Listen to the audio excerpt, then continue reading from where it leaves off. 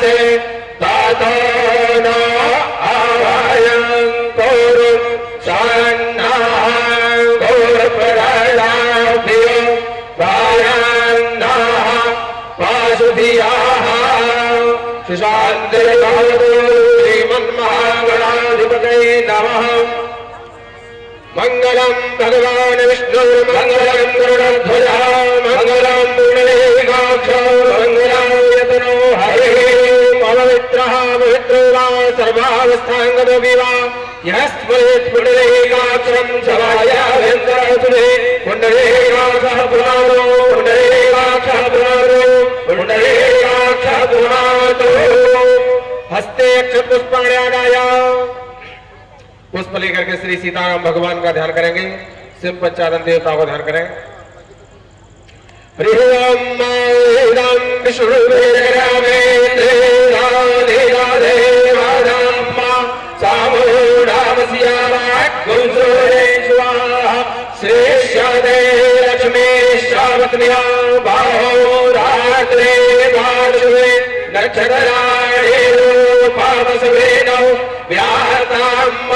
विश्रान्निखाड़ा मुम्बा एखाड़ा सर्वलो कम्बा एखाड़ा पावकाना सारस्वते पादे विर्वादे वादे जगियां वष्टो देयावासो कुकुरश्च हेमश्च धुवान्तश्च धूरिश्च सासवाश्च विभुवाच विक्षेपः स्वाहा नमः संभवा यजमायो भव यजनमः शान्तारा यजमायस्तारा यजनमः सेवाय च सेवातारा यच कृष्णे नाराजसा वर्तमान निवेशायन्नामृतं मर्त्याञ्च हिरण्यायेन सावेता रथेन देवो देवोवाना निपश्यन्ना पूर्वा स्वः श्री पंचायत देवताभ्यो नमः वाङ्मय मूर्तये नमः श्री सीतारामाभ्यां नमः श्री हनुमते नमः। ध्यायामि ध्यानार्थे अक्षत पुष्पाणि समर्पयामि नमस्करोमि पूजयामि त्वां गान्धर्वा आधाराय स्तुवा मेन्दरस्तवां रेहसवादे त्वामोपादे सोमो राजा विद्वान् यशमादावचियाता गन्धं समर्पयामि अलंकरणार्थान् अक्षतान् समर्पयामि पूजार्थान् पुष्पाणि ओकादे प्रातेवो ददवान् पुष्पावाते प्रासोवारे पशवा एवं सादित्वारेर्पेरोदाः पारायशनामाः पूजार्थान् पुष्पाणि पुष्पमालां समर्पयामि धूपं दीपं चन्द्रमां मनसो जातश्चक्षो सूर्यो आयायत श्रोत्राद्वां युष्टवराणश्च मोघा अग्निराजायत नैवेद्यं मृतो निधाय जलेन सम्प्रोक्ष्य अन्नाभ्या आसेदान्तारिक्षध्वं शेषोदियो समावर्तादा पदव्यां निर्देशाः श्रोत्रा तथा लोकान् आकल्पयन् भोजनमध्ये जलं समर्पयामि ऋतुफलं समर्पयामि एलालवङ्गादिकं ताम्बूलादिकं समर्पयामि दक्षिणाद्रव्यं यद्दत्तं दत्पारादानं दत्पूर्तं जाश्च दक्षिणाः तादग्निर्वैश्वरार्वाणाः स्वर्देवे घोरो धाराता ॐ बृहस्पते आदिराजर्यो आरेहार्थे मध्वेहा तुकरातो मज्जने घो जद्येदायक्षवासारे तपराजा ताडादस्मा सुधुरवेणा देहि चितराम्मा।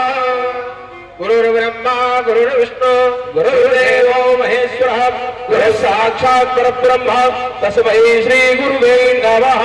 अज्ञानान्धविनान्तस्य ज्ञानाञ्जनशलाकया चक्षुरुन्मीलितं येन तस्मै श्री गुरवे नमः।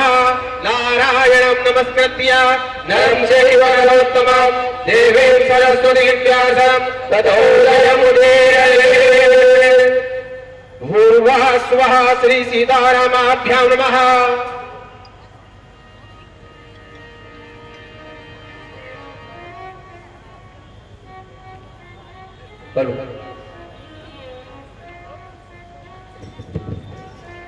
परिक्रमा कर लें। यानि कानि च पापानि जन्मान्तर्गतानि च तानि सर्वाणि प्रणश्यन्तु दक्षिणायां पदे पदे।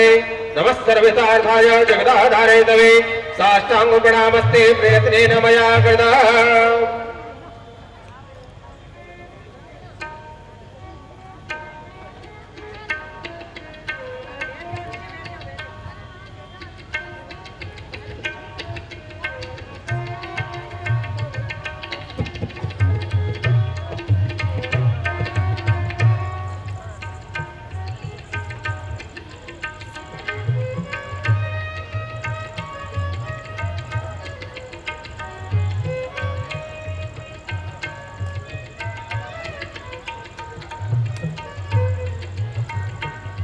व्यासपीठ का पूजन संपन्न हुआ। पूज्य महाराज श्री का माल्यार्पण स्वागत संपन्न हुआ।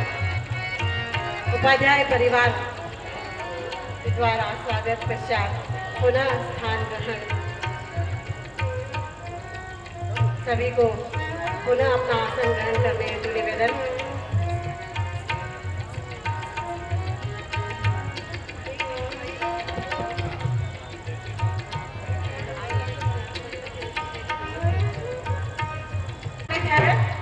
पूज्य महाराज श्री से आशीर्वाद लेने हेतु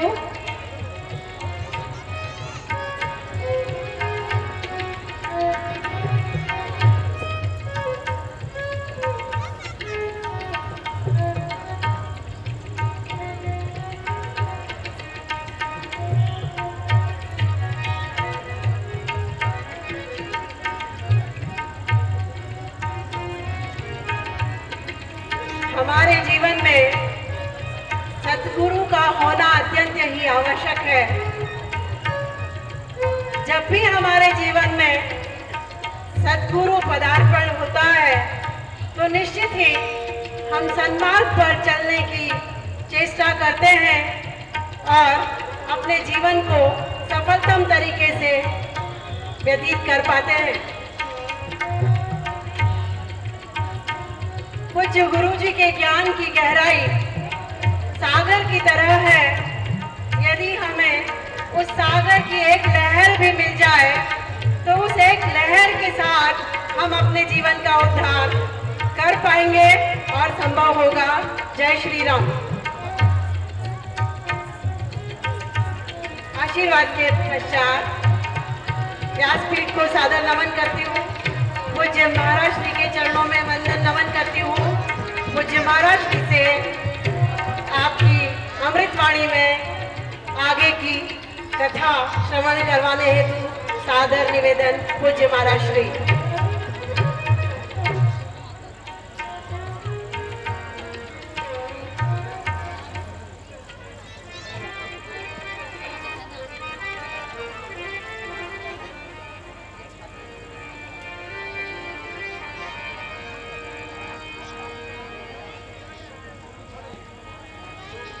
आप सभी को राम राम। कार्तिक के महीने की शुरुआत हो गई है और भगवान भी अब दूसरी पारी खेलने जा रहे हैं। बालकांड के बाद अयोध्या कांड प्रारंभ हो रहा है।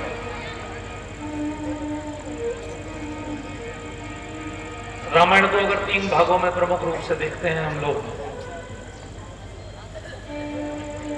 तो पहला भाग भक्ति को प्राप्त करना, दूसरा भाग भक्ति के साथ जीवन को जीना। जो आज शुरू होगा, संपत्ति में भी जीना और विपत्ति में भी जीना, और दोनों में आनंद के साथ जीना। और तीसरा भाग, जब किसी मोह के वश होकर भक्ति का हरण हो जाता है जीवन में से, तो सद्गुणों का पुनः संगठन करके, उस दुर्गुण को नष्ट करके पुनः भक्ति को प्राप्त करना। दूसरे भाग में हम लोग प्रवेश करेंगे आज अयोध्या कांड के प्रारंभ में। उससे पहले बड़ा सुंदर दृश्य बनाया गया है। आज हमारी व्यासपीठ को भी नाव का आकार दिया गया है। हम भी आज तैरते तैरते कथा करेंगे, और सामने भी झांकी सजाई गई है केवट। इधर जो चित्र लगाया गया है वो भी केवट की नौका का है। तो हमारे मन में पूरी तरह से भगवान का ये स्वरूप स्थापित हो, उसके लिए बहुत सुंदर वातावरण, उसी की कथा, उसी का दर्शन, उसी का चिंतन, उसी का श्रवण। मंगलाचरण हम लोग प्रारंभ करें। अपनी कमर सीधी कर लें और मेरे साथ 3 बार ओंकार का उच्चारण।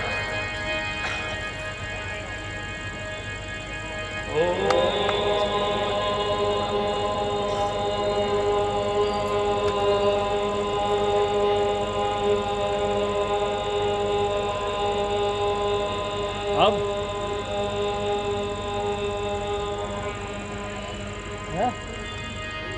सही है।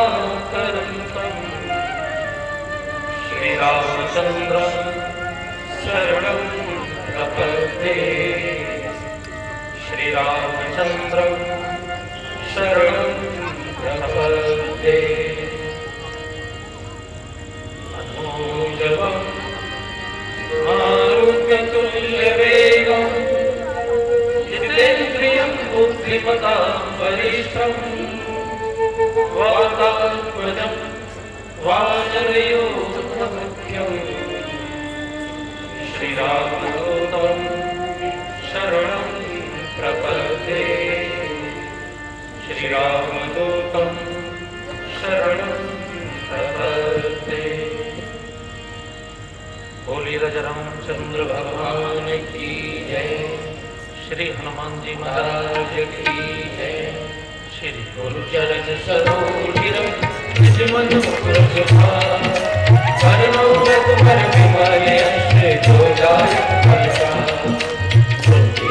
संसार के तुमरो पवन कुमार हर बुद्धि विद्या देव मोहि हर कलेश विकार ओ समदीन नदी गहे तुम समान रघुबीर अस विचार रघुवंश मणि हर विषम भोगी श्री राधा मेरी स्वामी मैं राधे थोड़ा जन्म जन्म मोहि दीजियो जय वृंदावन वार।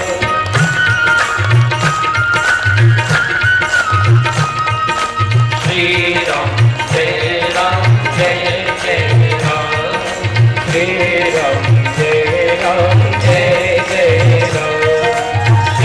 राम जय राम श्री राम जय राम श्री राम जय राम श्री राम जय राम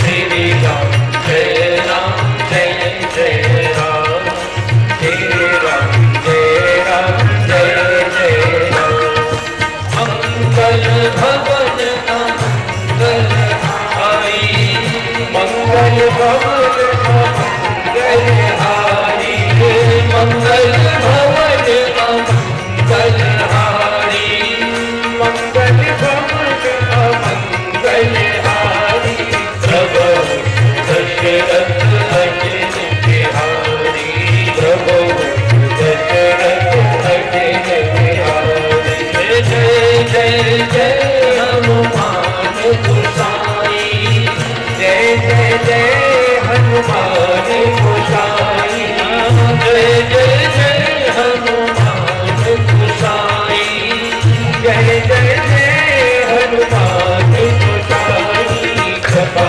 करो गुरुदेव की नाई कृपा करो गुरुदेव की नाई जय विधिनाथ हो ये हित मोरा जय विधिनाथ हो ये हित मोरा जय विधिनाथ हो ये हित मोरा जय विधिनाथ हो ये हित मोरा वेगदास मैं तोरा वेगदास मैं तोरा दीन दयाल बिरत संभारी दीन दयाल बिरत संभारी दीन दयाल बिरत संभारी दीन दयाल बिरत संभारी हर संकट हारी हर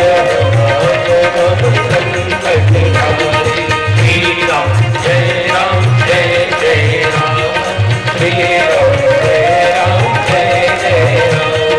श्री राम जय राम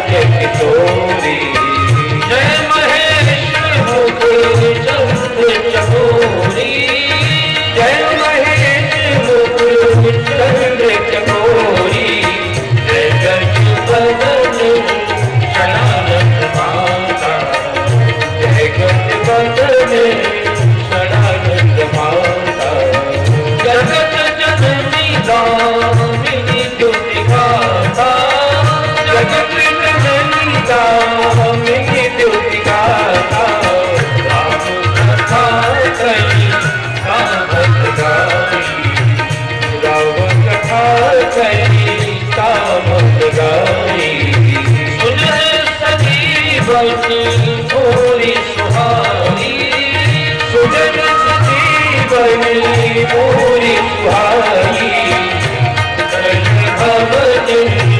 अमंगल हारी, मंगल भवन अमंगल हारी, मंगल भवन अमंगल हारी, मंगल भवन अमंगल हारी, पागल की गई नाई अपमाना, पागल की गई नाई अपमाना,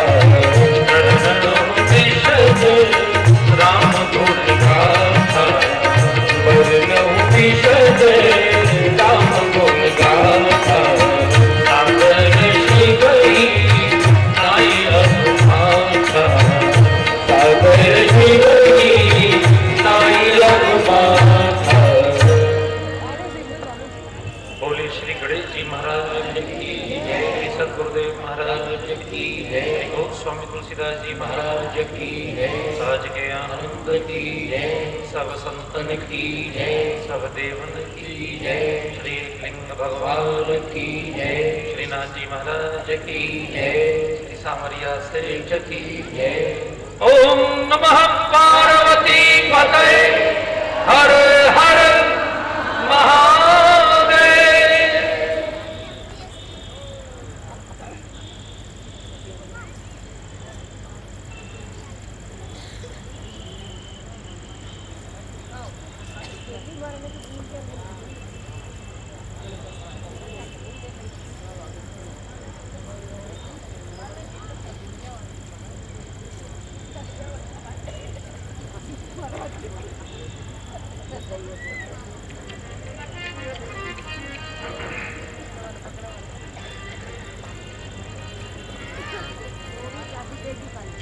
कल हम लोगों ने बालकांड का यहाँ कथा का विराम किया।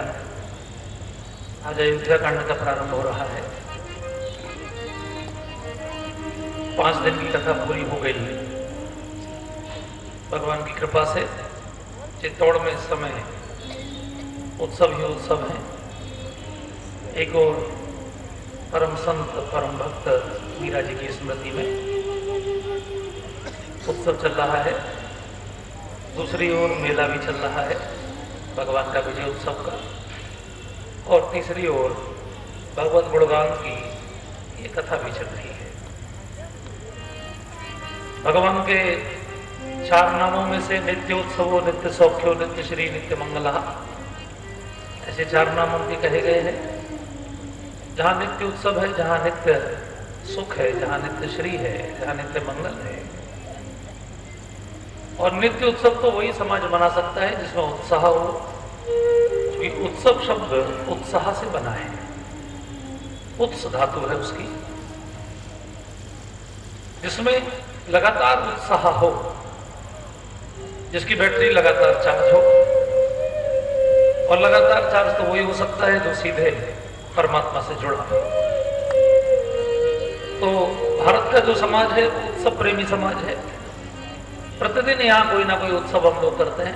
अभी देखिए कितने सारे उत्सव हैं। अभी नवरात्र करके चुके हैं, उससे पहले गणेश जी का उत्सव था, पितरों का उत्सव था, अब दशहरा करके चुके हैं। अभी फिर कल परसों में करवा चौथ होगी, फिर होली अष्टमी होगी, फिर धनतेरस होगी, फिर 5 दिन लगातार दीपावली का उत्सव होगा। तो ऐसे लगातार उत्सवों का ये देश है। पूरे देश में आप देखेंगे तो 365 दिन में 370 उत्सव होते हैं। ऐसे उत्सवों के देश में ये भगवान का कथा महोत्सव हम लोग कर रहे हैं। यहाँ उन्हीं को सुन रहे हैं, उन्हीं को गा रहे हैं, उन्हीं का चिंतन कर रहे हैं। अयोध्या कांड का जो प्रारंभ हुआ है वो बहुत सुंदर दोहे से हुआ है। वो आप सबको याद है। तो रामायण का सबसे प्रसिद्ध दोहा है, श्री गुरु चरण सरोज रज निज मन मुकुर सुधार, बरनहु रघुबर विमल यश जो दायक फल चार। ये अयोध्या कांड का प्रथम दोहा है। गोस्वामी जी गुरु के चरणों की रज का वंदन कर रहे हैं। लोगों ने पूछा कि महाराज आपने तो बालकांड में भी पहला दोहा गुरु के चरणों में वंदन किया था, अब अयोध्या कांड में क्यों कर रहे हैं? तो समझने का तब मैं बच्चा था, तब मेरे भगवान भी छोटे थे। बच्चे का मन बहुत पवित्र होता है, लेकिन बच्चे के नेत्र बहुत चंचल होते हैं, इसलिए मैं वहां आंखों को सुधार रहा था, दृष्टि को दिव्य कर रहा था। श्री गुरु पद नक मन गण ज्योति, सुमिरत दिव्य दृष्टि ही होती। गुरु पद रज मृदु मंजुलंजन, नैन अमीय दृग दोष विभंजन। नेत्रों के दोषों को मैं दूर कर रहा था बालकांड में, क्योंकि बच्चे की आंख बहुत चंचल होती है और बच्चे को यह पता नहीं होता कि कौन सी चीज मेरे लिए फायदेमंद है या नुकसानदायक है। अब बच्चे नूडल्स खाते हैं, बच्चे चाउमीन खा रहे हैं, बच्चे पिज्जा खा रहे हैं, तो फास्ट फूड खा रहे हैं, फिर जंक फूड खा रहे हैं। उनको क्या पता है इसमें क्या अच्छा, चॉकलेट खा के उनके दांत खराब हो रहे हैं। तो बच्चे को जो नहीं पता वो गुरु का ज्ञान, बच्चे की पहली गुरु उसकी माँ होती है। माँ ही उसको बेटा ये नहीं करना, ये करना, ये नहीं खाना, ऐसा करना, वैसा करना, तो उसके नेत्रों को ठीक करना। लेकिन बड़े होकर फिर मन बिगड़ता है, मन में ईर्ष्या है, मन में द्वेष है, मन में लोभ है, मन में अहंकार है, मन में काम है। वो अंदर की चीज है, विचारों की चीज है। तो इसलिए भगवान चूंकि अब बड़े हो गए हैं, अब उनके विवाह हो गए हैं, ग्रस्त जीवन जी रहे हैं, तो उनके मन को शुद्ध करने के लिए, हम सबके मन को शुद्ध करने के लिए फिर से गुरु के चरणों में चल रहे हैं। उनके चरणों की रज से अपने मन के दर्पण को शुद्ध करके, किसके मन का दर्पण शुद्ध करना? दूसरे का नहीं, निज मन मुकुर सुधार, अपने मन के दर्पण को शुद्ध करना। मन एक ऐसी चीज है कि ना आप मेरा ठीक कर सकते हैं, ना मैं आपका ठीक कर सकता हूं। हम लोग एक दूसरे से बस चर्चा कर सकते हैं। प्रत्येक व्यक्ति अपने मन को स्वयं ही, इसलिए दत्तात्रेय ने, इसलिए अपने कपिल भगवान ने अपनी मां देवहूति को उपदेश करते समय भागवत में कहा था कि मन ही मनुष्य का मित्र है और मन ही मनुष्य का शत्रु है। मन ही मनुष्य को गड्ढे में ले जाता है और मन ही मनुष्य को चोटी पर ले जाता है। उत्थान कराने वाला भी मन है और पतन कराने वाला भी मन है। मन के हारे हार है और मन के जीते जीत है। इसलिए गोस्वामी जी मन को ठीक कर रहे हैं। श्री गुरु चरण सरोज रज, निज मन मुकुर सुधार। मुकुर माने शीशा, मन का शीशा। शीशे में आप अपनी शक्ल देखते हैं, आप जानते हैं ना, आप अपनी दोनों आंखों से सारी दुनिया के चेहरे देख लीजिए, लेकिन अपना चेहरा अपनी आंखों से नहीं देख सकते आप। आपको अपना चेहरा देखने को एक दर्पण की आवश्यकता है, और दर्पण यदि गंदा हो तो, दर्पण पे यदि मैल जमा हो तो,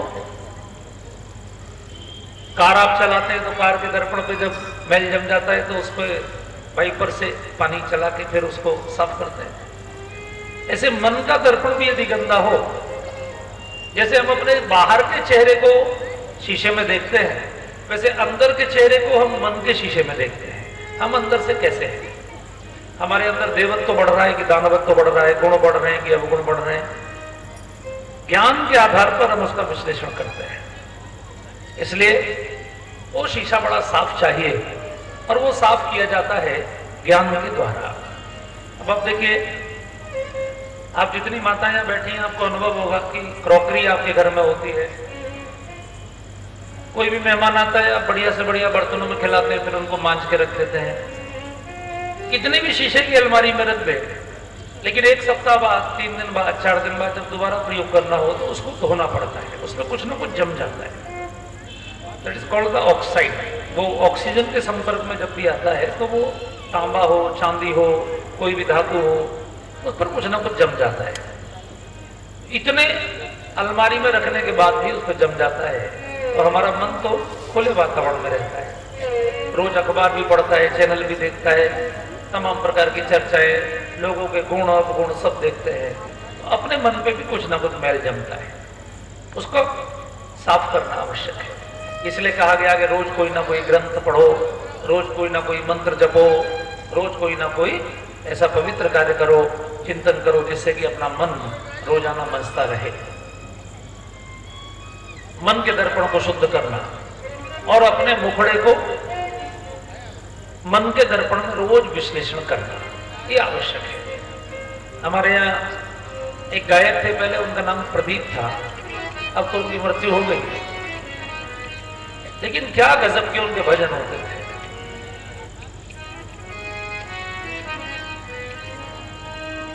उनके भजन बड़े हिट भजन थे। अब तो हम देखते हैं शादी ब्याहों में लोग डीजे बजता रहता है और उसमें इतनी जोर की आवाज होती है, ना आप किसी के हालचाल पूछ सकते हैं, ना किसी से बात कर सकते हैं।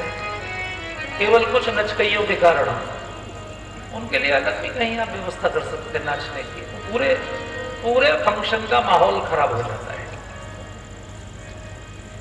उसमें यदि मीठी आवाज में कुछ अच्छे गीत बजे, पुराने गीत बजे, प्रदीप के गीत बजे, प्रदीप के इतने सुंदर गीत होते थे।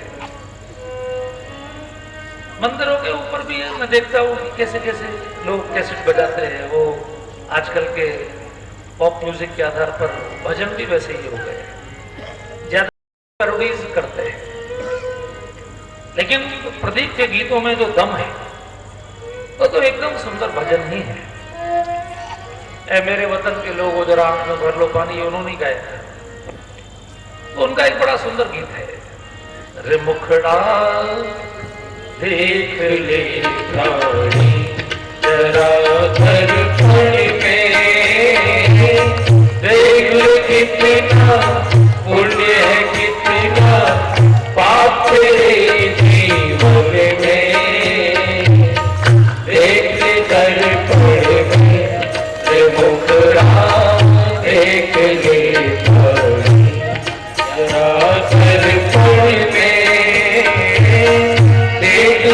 कितना पुण्य है, कितना पाप तेरे जीवन में, देख ले दर्पण में, रे मुखड़ा देख ले प्राणी।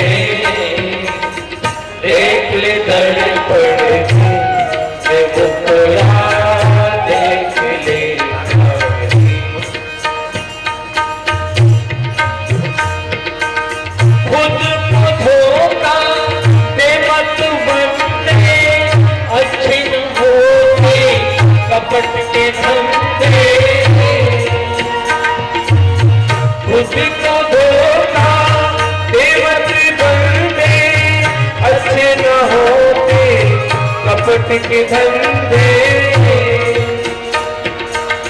सदा न चलता, सदा न चलता किसी का नाटक दुनिया के आंगन में, देख ले दर्पण में, रे मुखड़ा देख ले प्राणी जरा दर्पण में, कितना मन में देख कर खड़े हैं मुकरा देख लेता हूँ। सदा न चलता किसी का नाटक, नाटक वाले अंदर जा रहे हैं आजकल।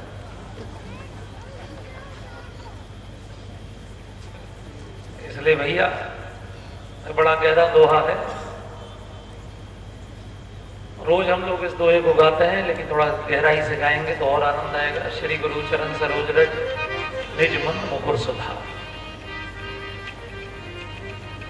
अयोध्या कांड प्रारंभ हो रहा है, उसका जो पहला दोहा है वो बहुत ही सिद्ध है। कई लोग हमसे पूछते हैं कि महाराज जी कुछ ऐसा पाठ बता दीजिए कि उसको करने से घर में रिद्धि सिद्धि बढ़े, सुख संपत्ति बढ़े, सब प्रकार का आनंद बढ़े।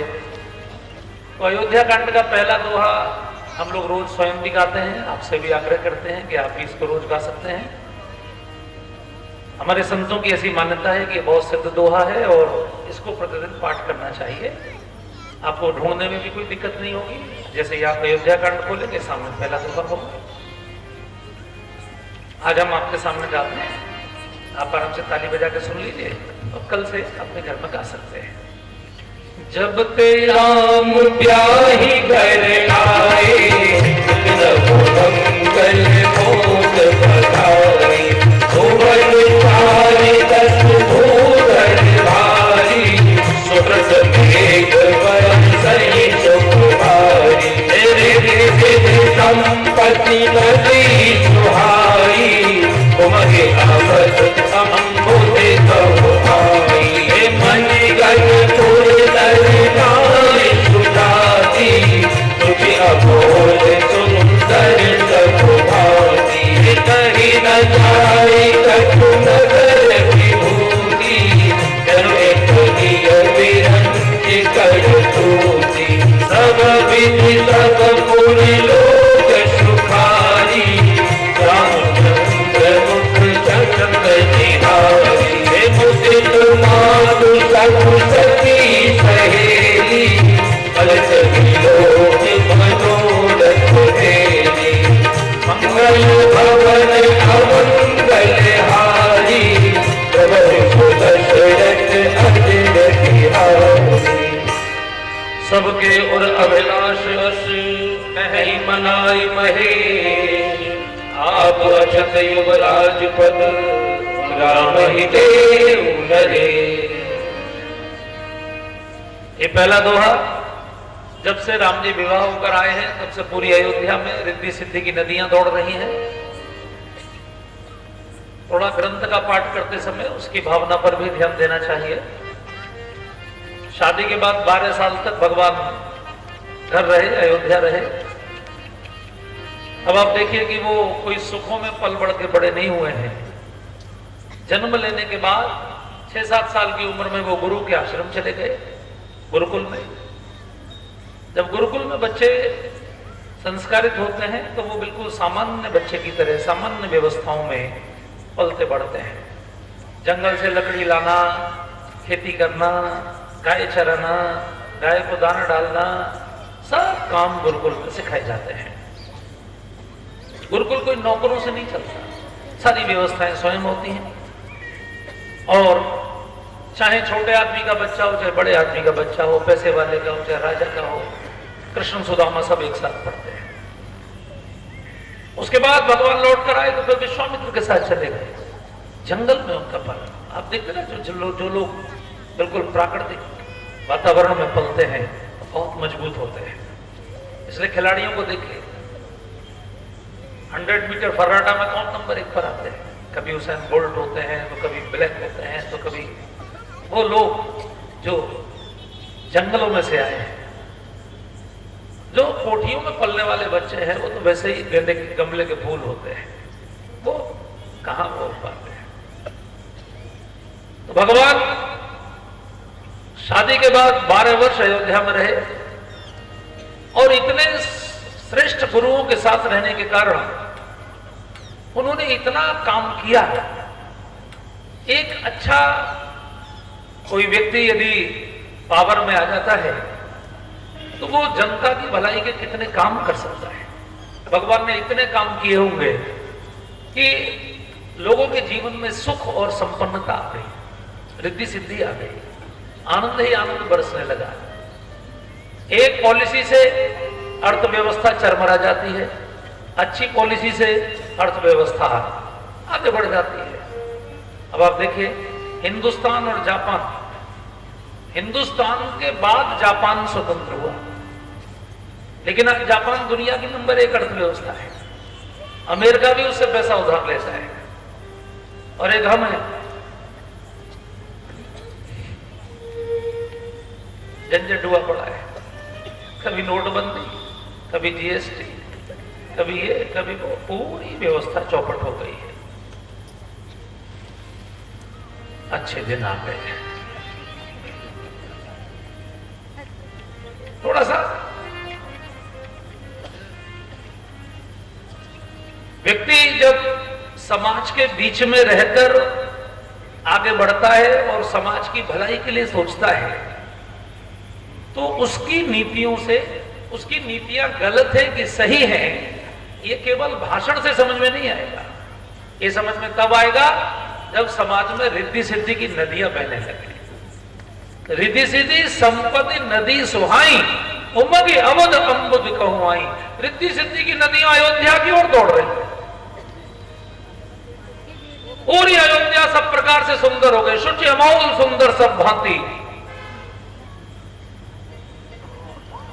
इसलिए अयोध्या के लोगों में राम के प्रति इतना प्रेम है, इतना प्रेम। उन्होंने हर नीति को इतना सुंदर बनाया, इतना प्रेम उनके प्रति है अयोध्या वासियों का। अब जब वो सवेरे जाते हैं मंदिर में भगवान शिव को अभिषेक करने, उसको खेलने दीजिए। अच्छा चलिए, इतना बढ़िया गुदगुदा मैदान घास का कहां मिलता है। सवेरे सारे अयोध्यावासी भगवान शिव का अभिषेक करते हैं और रोज उनसे वरदान मांगते हैं। सबके उर अभिलाष कह ही मनाई महेश, आप अक्षत युवराज पद राम ही देव नरेश। सारे अयोध्यावासियों की एक ही कामना है कि राम जल्दी से युवराज घोषित हों। जनता डिमांड स्वयं करे, इसमें आनंद है। आप जबरदस्ती कुर्सी पे बैठ जाएं, जनता भले ही आपको चाहती हो या न चाहती हो, वो ठीक नहीं है। आपके लिए जनता स्वयं डिमांड करे, ये आपकी विशेषता होनी चाहिए। अयोध्या का बच्चा बच्चा भगवान राम को युवराज के रूप में चाहता है और उसी समय एक दरबार हो रहा है राजा साहब का। अब पुराने जमाने में संसद वगैरह तो होती नहीं थी भाई साहब। पुराने जमाने में तो दरबार होते थे राजाओं के। दरबार में जिस दिन दरबार होता था तो सारे दरबारी इकट्ठे होते थे। चक्रवर्ती सम्राट होता था तो उसके अंडर में जितने राजा होते थे वो सब आते थे, जितने मंत्री थे, ऐसे सब गणमान्य लोगों की उपस्थिति होती थी। बहुत जोरदार दरबार हुआ। और दरबार में, ये दरबार कब हुआ होगा? ये दरबार हुआ होगा दीपावली के आसपास, क्योंकि जिस दिन दरबार हुआ उसके अगले दिन तो वनवास हो गया।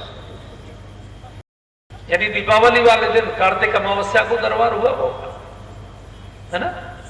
तो जब दरबार हुआ तो उसमें राजा साहब की जय जयकार की गई। जिंदाबाद जिंदाबाद के नारे लगे, महाराज की जय हो, महाराज अमर रहे, ऐसे नारे लगे। राजा साहब बहुत समझदार थे। राजा दशरथ के बारे में कहा गया है धर्म धुरंधर गुण निधि ज्ञानी।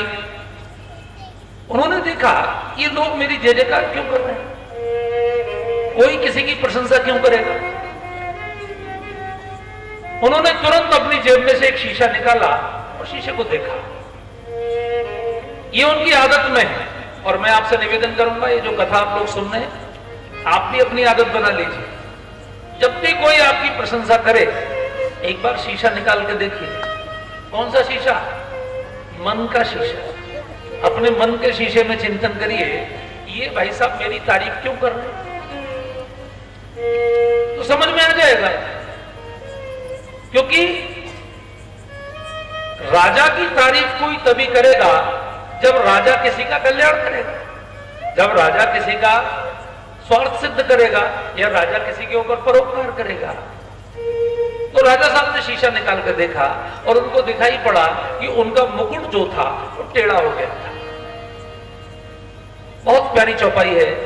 राय सुभावे मुकुर कर लीना, बदन मिलो के मुकुट सब कीना, श्रवण करी तो भये चित के मन उदरट पन अस उपदेशा, मंगल भवन अमंगल हारी, प्रभु सो दशरथ अजिर बिहारी, राय सुभावे मुकुर कर लीना, बदन मिलो मुकुट सब कीना। राय सुभाएं ये उनका सहज स्वभाव है। जब भी कोई प्रशंसा करता है तो वो देखते हैं ये मेरी प्रशंसा क्यों कर रहे हैं। तो उन्होंने देखा कि मेरा मुकुट टेढ़ा हो गया। मुकुट टेढ़ा होने का अर्थ है सत्ता एक गुट के हाथ में चली गई। राजनीति में आप देखते हैं ना, बहुत सारे नेताओं के गुट सक्रिय होते हैं। तो सत्ता अगर एक गुट के हाथ में चली जाती है तो उसी गुट के अधिकारी, उसी गुट के नेता वो सब उसका लाभ लेते हैं। फिर सामान्य जनता के प्रत्येक व्यक्ति तक उसका लाभ नहीं पहुंच पाता। और मुकुट को सीधा करने के चक्कर में राजा को अपने कानों के पास के सफेद बाल दिखाई पड़े। अब सामान्य रूप से आप इसे पढ़ेंगे तो इसी प्रकार पढ़ेंगे, लेकिन इसमें चिंतन करेंगे तो आपको ध्यान में आएगा कि सफेद बाल देखने का मतलब है राजा को समझ में आ गया अब मैं संता को कंट्रोल नहीं कर पा रहा हूं, अब मैं बूढ़ा हो गया। देखिए शरीर की अपनी एक मर्यादा है। शरीर जो है, आप 70 साल की उम्र में भी सोचें कि ऐसे दौड़े जैसे आप 25 साल के दौड़ते थे, तो वो संभव नहीं है। शरीर की एक मर्यादा है। अब इतने बूढ़े राजा हो गए, बुढ़ापे में तो उनको बच्चे हुए थे, अब बच्चे बड़े हो गए, बच्चों की शादी हो गई, तो शरीर शिथिल है। अब राज्य पर, अधिकारियों पर, मंत्रियों पर उतनी पकड़ नहीं है जितनी होनी चाहिए, इसलिए लोग मनमाना कर रहे हैं। तो उन्होंने, खैर वो पुराने अनुभवी राजा हैं, तो उन्होंने कुछ उथल पुथल की होगी, मंत्रियों को कुछ हटाया होगा, कुछ नई शपथ दिलवाई होगी, अधिकारियों को ट्रांसफर किया होगा, यानी उन्होंने मुकुट को सीधा किया।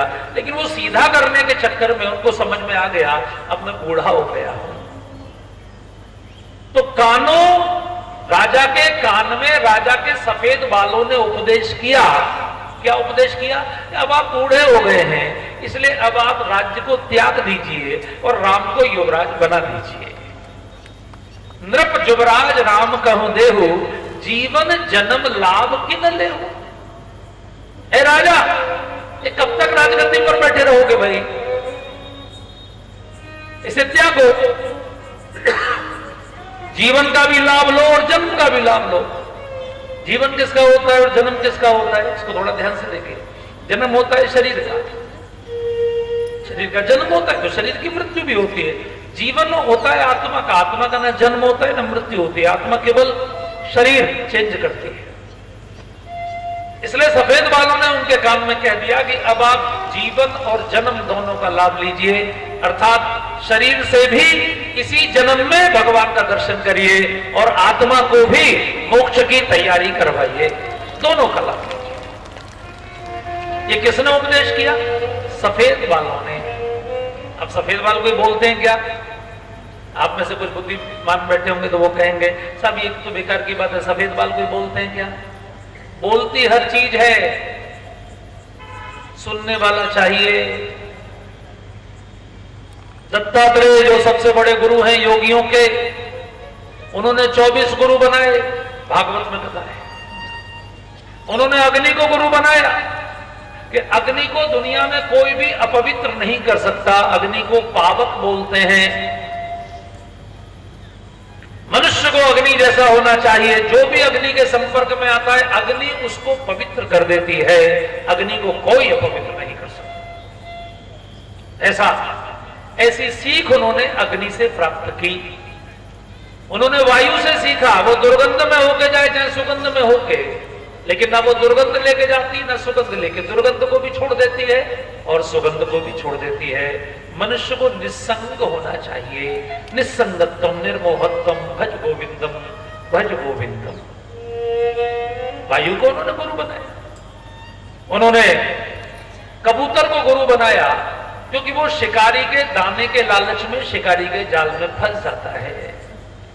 तो लोभ के चक्कर में बहुत लोग फंसकर अपनी जान गंवा देते हैं। ये उन्होंने कबूतर से सीखा। उन्होंने मछली से सीखा, जीभ के स्वाद के लालच में वो शिकारी के कांटे में फंस जाती है। वो कांटे में एक केंचुआ वगैरह कुछ लगा के वो शिकारी डालते हैं पानी में, और उसको खाने के चक्कर में मछली के हलक में वो कांटा घुस जाता है। बस जीभ का स्वाद। 80 लाख लोग दुनिया में प्रतिवर्ष तंबाकू से मरते हैं। लाखों करोड़ों लोग मदरा पीने से भी मरते हैं, उनके लीवर फेल होते हैं, लेकिन उनके आंकड़े इसलिए नहीं आते कि उनकी लॉबी बहुत मजबूत है, वो मीडिया मैनेज कर लेती है।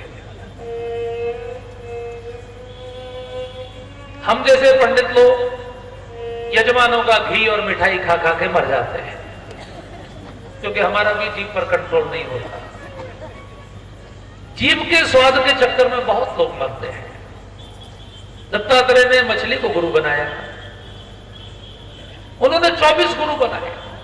बहुत सुंदर कथाएं हैं। उन्होंने अजगर को गुरु बनाया। अब आप देखिए, दुनिया में कोई मरना चाहता है क्या? आपसे कोई कहे कि अजगर के मुंह में घुस जाइए, आप घुसेंगे क्या? और अजगर कहीं नहीं जाता। जब उसे भूख लगती है तो अपना मुंह खोल देता है, बस उसका आहार अपने आप उसके मुंह में आ जाता है। अपने आप कोई ना कोई जानवर दौड़ के उसके पास आ जाता है, खा लेता है। अजगर करे न चाकरी, पंछी करे न काम, दास मधुका कह दे सबके दाता राम। दुनिया फालतू में टेंशन में। मलुकदास जी ने कहा, काहे को सोच करे मन मूरख, सोच करे ते कहा कर ले गो, जान कुबेद अजान कुबेद, जहान कुबेद सुतो देखो। केतिक जीव या दुनिया के सुध सब कीले, सुतेरी उले गो, दांत न थे तब दूध दयो, अब दांत दे तो अन्न न देगो। काहे को सोच करे मन मूरख। अजगर को भी गुरु बनाया, लेकिन मधुमक्खी को भी गुरु बनाया। मधुमक्खी 24 घंटे कितना मेहनत करके शहद इकट्ठा करती है। उन्होंने कहा, जो लोग बहुत इकट्ठा कर लेते हैं वो बेचारी खुद शहद का प्रयोग नहीं कर पाती। कभी भीलनी तोड़ के ले जाती है, कभी भालू पी जाता है। जो लोग बहुत इकट्ठा करते हैं उनके माल का उपयोग भी दूसरे ही करते हैं। इसलिए बहुत परिग्रह नहीं करना चाहिए। ऐसा दत्तात्रेय ने बहुत लोगों से सीखा। तो सफेद बाल जिनके यहां हैं, या कथा में काफी सफेद बाल वाले आते हैं, जिनके सफेद बाल हैं वो इसको ध्यान से सुने, और जिन्होंने अपने सफेद बालों को काला कर लिया है वो भी ध्यान से सुने।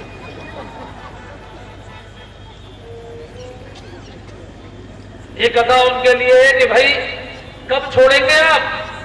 अब आपके बाल सफेद हो गए हैं, आपके सिर पर सफेद रुमाल आ गया है, 5 मीटर सफेद कफन का कपड़ा भी आने की तैयारी में है, वो कभी भी आ जाएगा। अब उल्टी गिनती शुरू हो चुकी है, इसलिए अब थोड़े कर्मों में परिवर्तन करिए, सोच में परिवर्तन करिए। अब तमसोमा ज्योतिर्गमय, असतोमा सद्गमय, मृत्योर्मा गमय। अब भोग से भक्ति की ओर, वासना से उपासना की ओर, स्वार्थ से परमार्थ की ओर बढ़िए। ये सफेद बाल संदेश दे रहे हैं।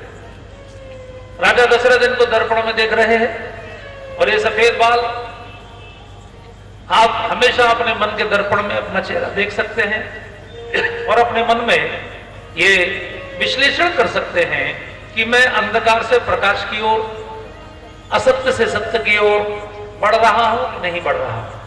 अगर ये आप कर रहे हैं तो ये आपकी साधना चल रही है, और नहीं तो जो आप कर रहे हैं तो पता नहीं क्या चल रहा है। इसलिए हमारे यहां कहा जाता है, भैया ये मन का दर्पण ही सबसे सुंदर दर्पण है। ये आपको आपकी असली सूरत दिखा देता है। दर्पण की विशेषता है, जड़ दो चांदी में चाहे सोने में, आईना झूठ बोलता ही नहीं। अगर आप 80 साल के हो गए हैं तो हीरे में भी अगर आप अपने आईने को जड़ देंगे तो भी आपकी सही सूरत ही आपको दिखाएगा।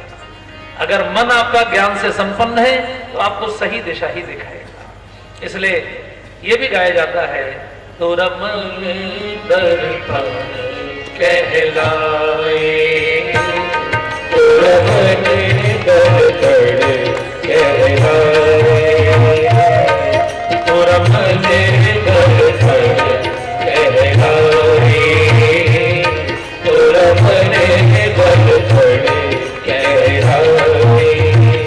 भले बुरे सारे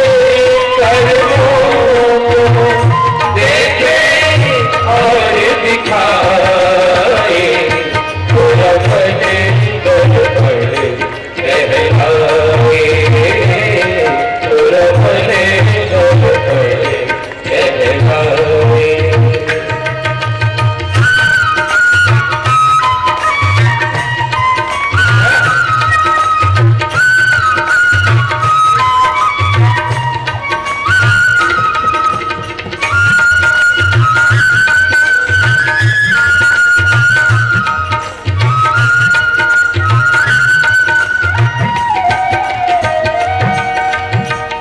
सुख की कलियां दुख के कान